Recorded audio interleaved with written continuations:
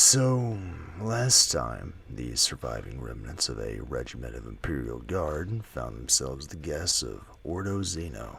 Several guardsmen were found to be harboring gene-stealer infections and were purged, but the remainder were given the opportunity to continue to serve the Imperium as soldiers of the Inquisition. So, no shit, there we were, 37 guardsmen who had just graduated the Darwin School of Veterancy on an Inquisition ship, getting told that our lives would now consist of hanging out with just about the scariest people in the Imperium and doing whatever they told us to. Serving in the Inquisition is not a very normal job.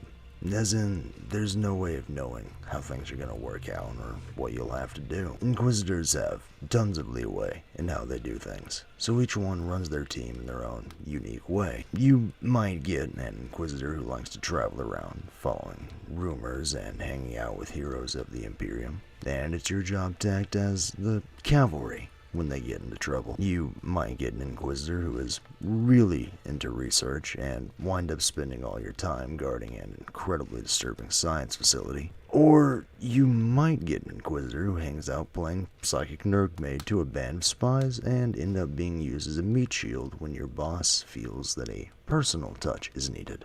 Or, possibly, you might get the inquisitorial equivalent of a Pokemon trainer. Pokemon trainer isn't the best way to put it. Pokemon Professor might be better. Our Inquisitor collected teams from across the galaxy and handed them out to interrogators who needed to get their feet wet leading a team. Now, this was actually a pretty important role. Not every Inquisitor has time or men to spare when an apprentice interrogator is ready to move on, so they would get sent to our boss. And he would set them up with a team and a mission and keep an eye on how they did. He had a real name, but we all called him Oak. Oak actually had a fair number of recruitment teams that wandered around looking for fresh meat, one of which was hanging around our battle, checking for gene stealers and drafting guardsmen who wouldn't be missed. We got packed up and sent along to Oak's mobile base of operations and got put through a crash course in being an Inquisition goon squad. Then, we got split into squads of 5 or 6, partnered up with some combat light teams, and handed out to doughy-eye interrogators like the 40k equivalent of a Bulbasaur. We were playing the guardsmen. Everybody else was handled by the DM. Each was filled out to 10 by other classes leaning towards the non-combat side. So, more psychers, adepts, and tech priests than other classes. There was some of everything in each group, as well as the interrogator, who could be pretty much anything. We worked with our DM to split our survivors up into groups, then he tacked on the sheets for our NPC associates, gave us a very vague overview of what each group's assignment was, and asked us which one we wanted to play as. The groups we didn't play as would all go on their own missions, and the survivors would meet us when we got back to base. We chose the squad that was being sent as part of a 2-team force to check out some suspected cultist activity in the Pilgrim fleet. Our roster consisted of 5 guardsmen, 2 adepts, a tech priest, a cleric, a sister of battle, and our interrogator, which was a former cleric. The All Guardsmen Party and the Pilgrim fleet. So, imagine you're a guardsman that's just been recruited, fought a brutal campaign that wore down your regiment, watched the remainder of that regiment get taken out by Tyranids, then found yourselves in the hands of the Inquisition. Then, the Inquisition purges a few of your buddies, gives you an offer you can't refuse, ships you through the warp, and dumps you into a really creepy boot camp. Finally, they split you and your remaining buddies up into squads, introduce your squad to some weird-looking guy who seems far too excited to see you, and tell you to do everything he says. Now you're hanging out in a bunch of passenger cabins on a Navy ship going Emperor knows where with a few of your buddies, an interrogator, 3 nerds, one of which is more metal than meat, a priest, and a psychotic blonde bombshell wearing armor that's probably worth more than all of your squad's gear combined. We were just a little weirded out all in all. Our merry band consisted of a cynic, a nervous med student, a lazy bastard, a shameless thief, and a paranoid by the names of Sarge, Doc, Heavy, Nubby, and Twitch. Technically, The others were part of our band as well, but quite frankly, we wanted nothing to do with any of them, with the possible exception of the sister, but only in the hypothetical sense. So, our interrogator and the others spent the entire journey going through the files that Oak had sent along, planning how they would hunt down the suspected cultists, sorting out who had contacts where, and brushing up on the exact flavor of the Imperial cult that dominated the Pilgrim fleet. We paid just enough attention to establish that we would be on ships the whole time, and that we were not expected to actually do anything strenuous unless everything got screwed up. Then we played cards and slept a lot. Now, some people might say that 2 months is a long time to play cards and take naps, but those people have never served in the Guard. Besides, it wasn't all sack time. Sarge made sure we kept up on our PT and combat drill, gotta stay in shape. By the end of the trip, we were well rested and ready to stretch our legs, where our teammates were wound up like springs and developing new conspiracy theories every few minutes. We finally arrived at the Pilgrim fleet, which, as we understood it, was a bunch of ships full of hardcore zealots on their way to a world they considered holier than normal to prey at, sightsee, and generally replace the population that an Orc Wa had recently removed. They had some sort of deal with the Ecclesiarchy to provide extra transports and fleet escorts, so it was basically just an Imperial colonization fleet, except everyone was just a teeny tiny bit crazier than usual.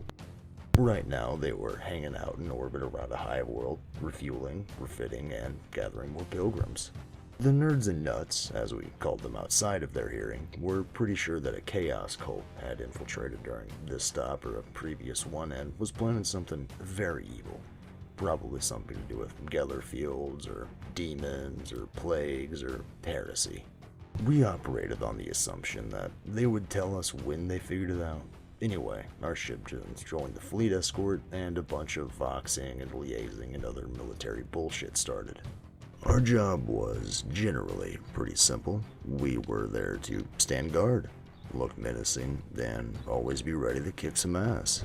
If the bot went somewhere, we'd slap an inquisitorial badge on, then flank them like good little goons. If the boss went somewhere unofficial, we'd leave the badge off, slouch a little, and truly, we were the masters of disguise. Whenever the nerds and nuts took shuttle trips to look up leads or meet contacts, at least one of us would tag along to watch their back, or be on hand in case of emergency. Except when the sister visited other sororitas. We weren't invited on those trips for some reason.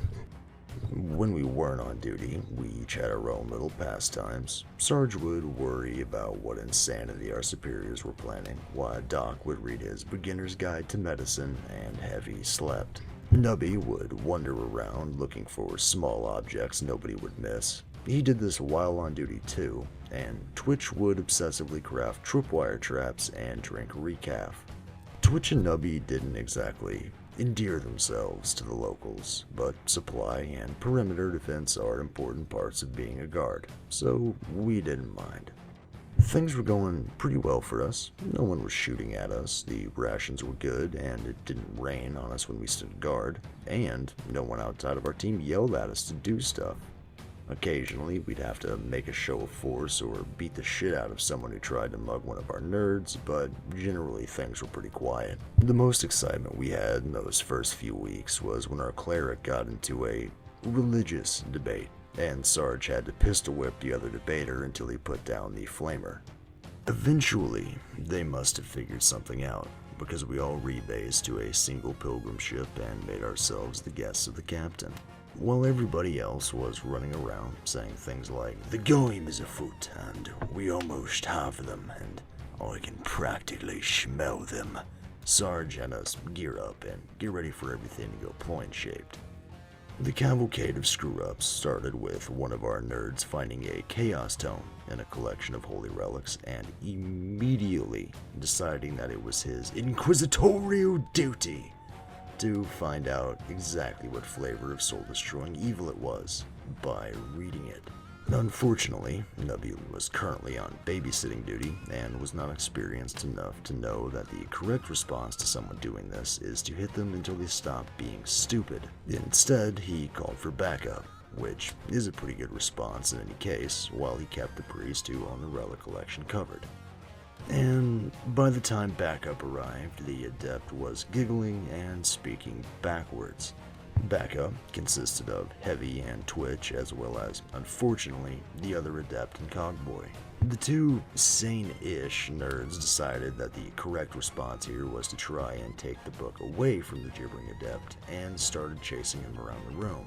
Since neither of the adepts nor the tech priest were very athletic, the case looked a lot more like a bunch of nerdy kids trying to play tag than Inquisition agents pursuing a heretical artifact. None of us felt comfortable taking the initiative here, so we all just covered the doors and made sure nobody entered or exited, and stood there watching the demented game of keep away. Then the gibbering adept finished the spell that he had apparently been casting, and a minor demon manifested. This, unsurprisingly, galvanized us nicely, and all three of us started pouring las fire into the thing before it could do anything. Unfortunately, the priest we'd been covering took the chance to run for it. Then the gibbering adept followed him out the open door. Then both our nerds gave chase, and now all four were running through a room of pilgrims. The priest was screaming about heretics and demons, the adept was screaming about the glory of chaos, and the nerds were still trying to wrestle the book away.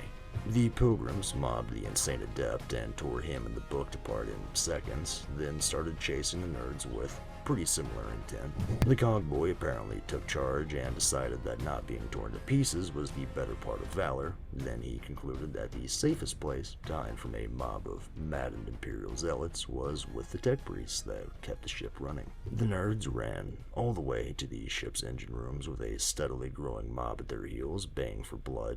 The tech priests let them in and closed the door behind them, but the mob refused to disperse and settled in to siege them out. Meanwhile, the heroic guardsman shot the minor demon until it stopped moving, then stomped on it until it stopped being solid. That done, we went to check on the runners and saw the mob chase them out. This was above our pay grade, so we decided to kick the problem upstairs and forward it up while we waited for further orders. Eventually, our cleric and sister arrived with Sarge and Doc in tow. The boss voxed us all. We gave our report, the nerds were voxed and gave theirs, then the boss gave us our orders. Us guardsmen were to secure the relics and demonic remains. The nuts were sent to talk to the Pilgrims' leadership to get the mob dispersed, and the Bob would talk to the captain and get some support sent down. This sounded like a pretty good plan, but by this point we started assuming that we were the only competent people on the team, and what happened next just proved us right. Now, I'm not sure that I can convey the sheer stupidity involved in what happened here, but damn it if I'm not going to try. Our interrogator marched up to the captain of an Imperial vessel, a man who could trace his family's command of the ship back to the founding of the sector, and started giving him orders. This did not go over well. While our interrogator was an agent of the Inquisition and had the rosette to prove it, he was not an inquisitor, and the captain of an Imperial vessel is generally considered to be second only to the Emperor by their crew. He managed to insult the captain in about 6 different ways in roughly 3 sentences, which resulted in him getting his ass thrown in the brig until he remembered his manners. The captain then sent us a brief message instructing us to sort out any problems with the cargo without bothering him or his crew. While we were digesting this new development, the cleric and the sister got jumped by the cultists we'd been looking for. Luckily, the sister and cleric were heavily armed, incredibly paranoid, and far more level-headed in an emergency situation than the nerds were. They fought a retreat to the Sororitas Enclave that kept watch over this shipload of pilgrims and dug in. Unfortunately, the only sisters in this enclave were Hospitallers and some other non-combat orders. So, while they could handle a bolter, they weren't suited to breaking out against besieging cultists. To put it simply, they were stuck until help came, just like our adept and conch boy. It was down to us to pull everybody's asses out of the fire and take care of business before things got any worse. So, no shit, there we were. A bunch of ordinary guardsmen on a spaceship full of crazy pilgrims and cultists. Our boss was in the brig until the captain was no longer pissed at him. Our nerds were trapped behind a mob that wanted to burn them as heretics. Our nuts were pinned down by a bunch of actual heretics, and it was our job to fix everything. Now, Sarge took command of the situation and started going through and taking solace in the Imperial Guard NCO Disaster Response Checklist. This went Step 1, secure the perimeter. Step 2, determine chain of command. Step 3, call for backup if needed. Step 4, establish contact with friendlies. And Step 5, combine forces with friendlies and repeat. Step 1 was already done. We had that perimeter locked down like nobody's business. There just wasn't anything we actually cared about on the inside of it. Step 2 was a bit trickier because we were still in Vox contact with the nerds and nuts, and we didn't trust them to tie their shoes, let alone lead an op.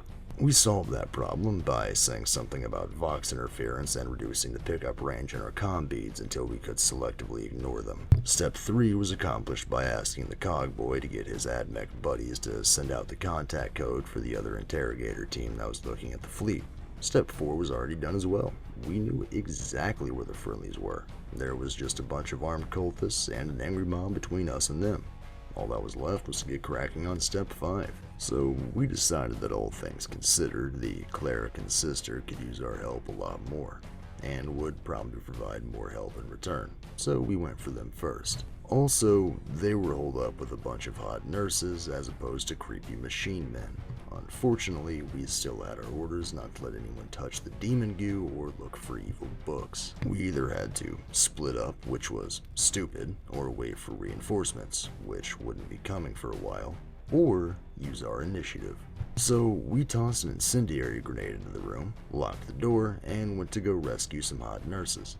Unsurprisingly, the cultists had set up an outer perimeter to keep out any reinforcements, so after we established where they were, we fell back and started looking for other options. Nubby put forward the idea that the Pilgrims seemed inclined to mob heretics, and these were definitely heretics. And why charge a fortified position when you can get someone else to do it for you? So, Sarge found the nearest chapel and made a heroic speech about how the hot nuns needed our help and would probably be really grateful. Suddenly, we had our very own mob of simps, zealots. The attack went more or less perfectly. The mob charged in from two directions, and after the cultists started mowing them down, we came in from a third. We cut into their flank like the pros we were, suppressing, advancing, and flushing like only a squad of guardsmen can. When we started to hit the cultists covering the Sororitas Enclave, the sister and the cleric saw their chance and pushed forward to meet us, crushing the last of the resistance. Fortunately, the second we rescued them, the sister and cleric started giving orders. Command of the zealots was taken from us, and the entire mob was redirected towards the section of ship where the cultists came from. Perforce, we tagged along, but none of us were exactly keen to be taking orders again, especially since the sisters' plan seemed to consist of get 'em. So, while the sisters and the cleric led the mob straight into a well-prepared enemy position, we appointed ourselves the Hospitaler's guards. Our squad hung around at the rear of the charge and helped the saner sisters pick up the wounded while we watched for flankers and waited for the shit to hit the fan. We fully expected the mob's suicidal rush to fail, a lightly armored force trying to press through a choke point into a fortified enemy position wasn't going to work no matter how high their morale was. We weren't prepared for just how hard it failed though. The cultists had not only set up a very nice kill zone at the single entry point to their cargo bay, they had also set up all sorts of ruins and circles in the kill zone. The wave of bodies attack resulted in a whole lot of people dying right on top of those ruins, which immediately started glowing and doing warpy stuff. By the time the mob lost heart and started the retreat, the cargo bay was practically filled with lesser demons. We took the reverse and flow of bodies as our cue to move forward and lay down some serious covering fire. Luckily for us, the demons were equal opportunity warp monsters. They spent as much time attacking each other and the cultists as chasing down the last of our pilgrim mob and its two erstwhile leaders. Between the demons' lack of coordination and our covering fire, the two nutters managed to hobble most of the way back to our position. Most of us wanted to leave them there, but Doc sprinted out and dragged them the rest of the way back to our lines and back to the Hospitallers. Between the two of them, they had about 3 functional limbs, and Doc spent the next few hours with the sisters patching them up. At this point, Sarge reassumed command and decided that containment and waiting for reinforcements was the best of the available options.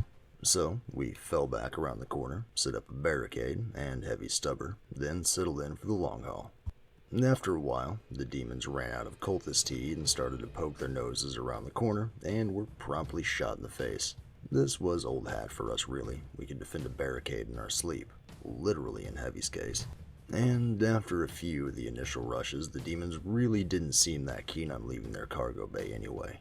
We all fell into our usual roles and routines. From the guard, Twitch started at the edge of the kill zone and fired whenever he thought something might be moving, while Heavy went to sleep sitting up with his eyes open and his finger on the trigger. Behind the barricade, Sarge went around yelling at people and worrying, Nubby went off to acquire supplies, and Doc made eyes at one of the Hospitallers while they were both elbow deep in the cleric's guts.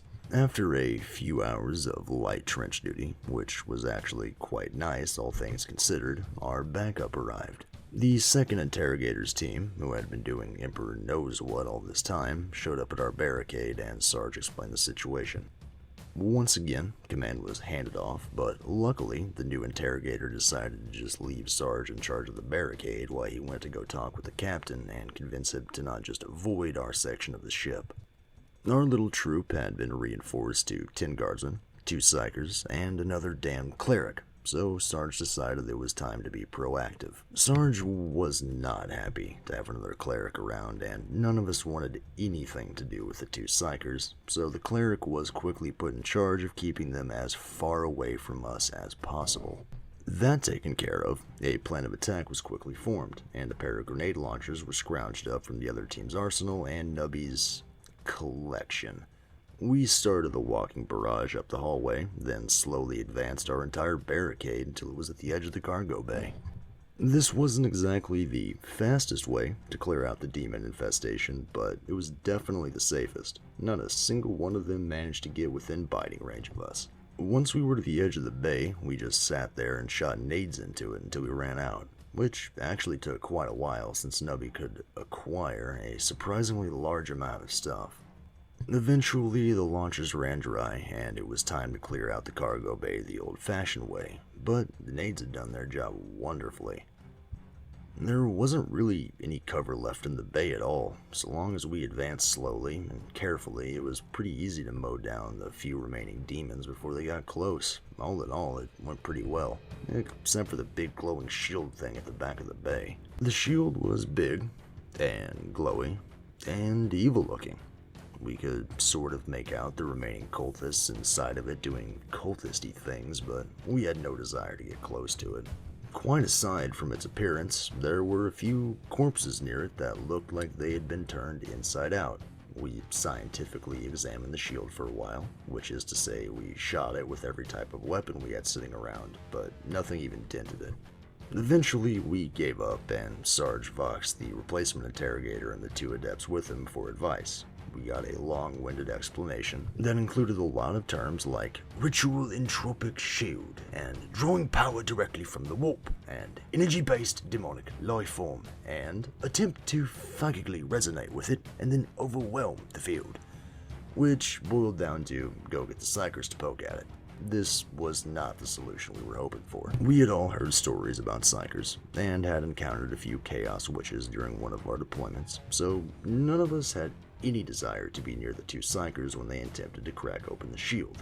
With the exception of Sarge, the cleric, and the other squad's leader, we all fell back as far as we could and got ready for a shitstorm.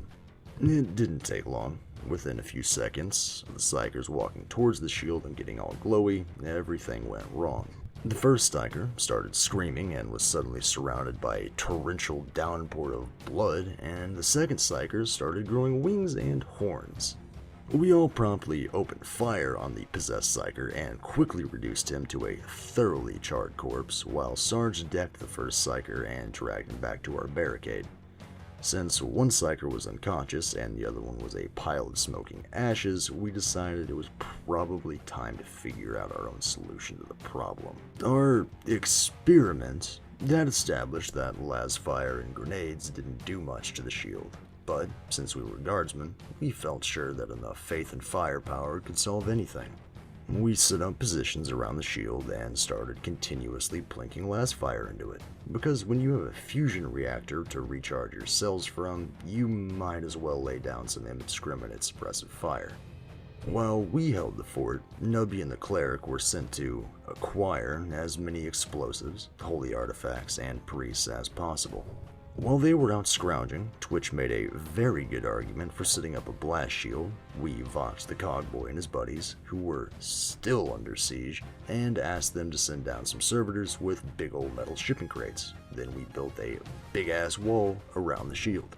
When the supply run was finished and the blast shield was in place, we more or less just dumped several weird billows filled with holy symbols into the walled area along with several barrels of promethium. We got a lot more of the stuff than we expected. As it turns out, we're gonna use it to blow up some heretics is a pretty persuasive argument.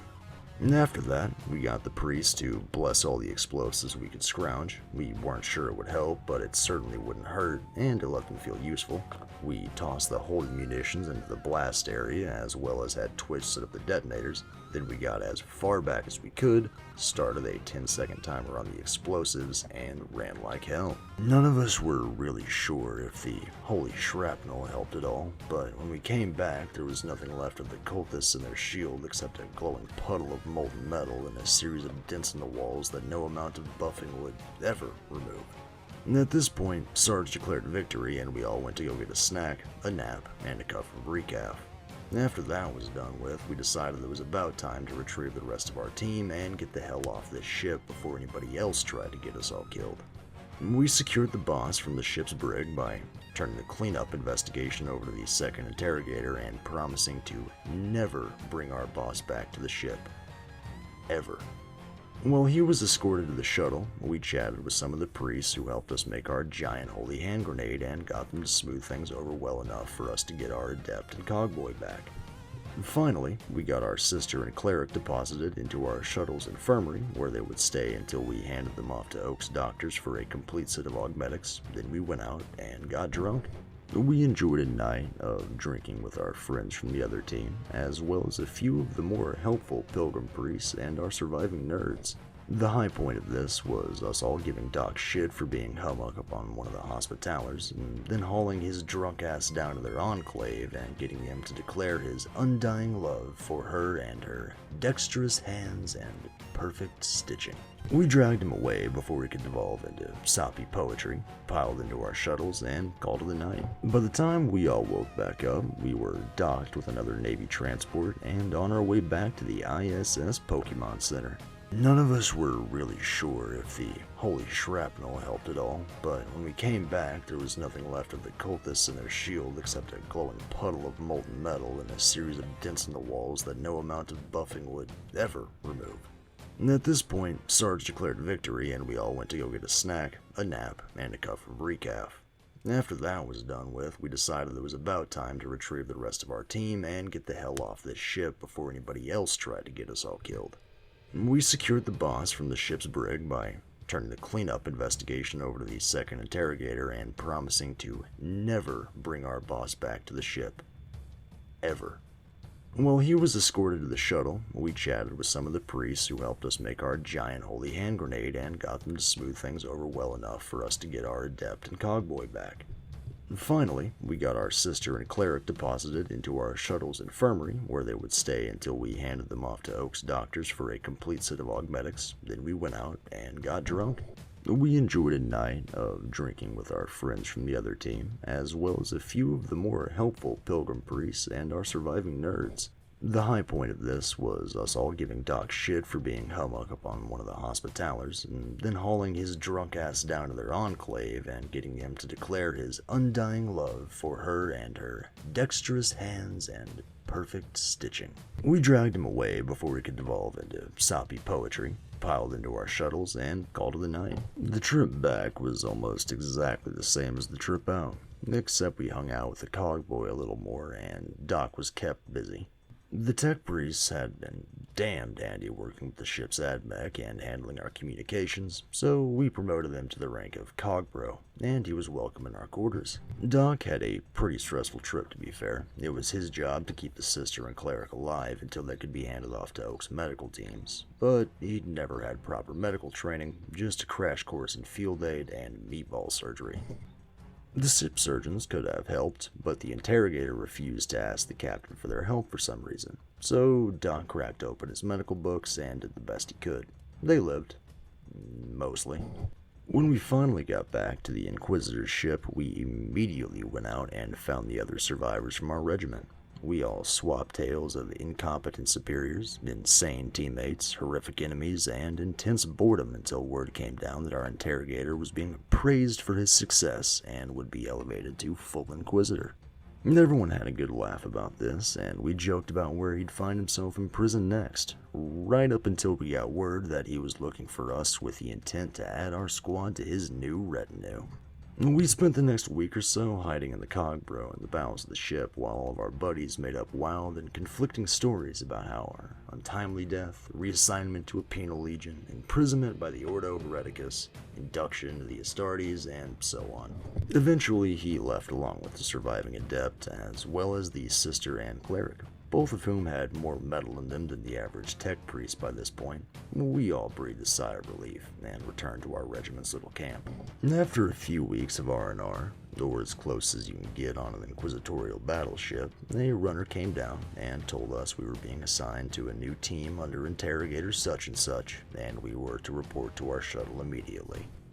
With a weary sigh, we packed up our bags, or overloaded wheelbarrow in Nubby's case, and headed out to our transport. When we got to the shuttle, the pilot helpfully informed us that the interrogator, his 2 assistants, and his 3 psychers were already aboard. Twitch and Nubby both tried to run for it, but the shuttle's hatch was already closed.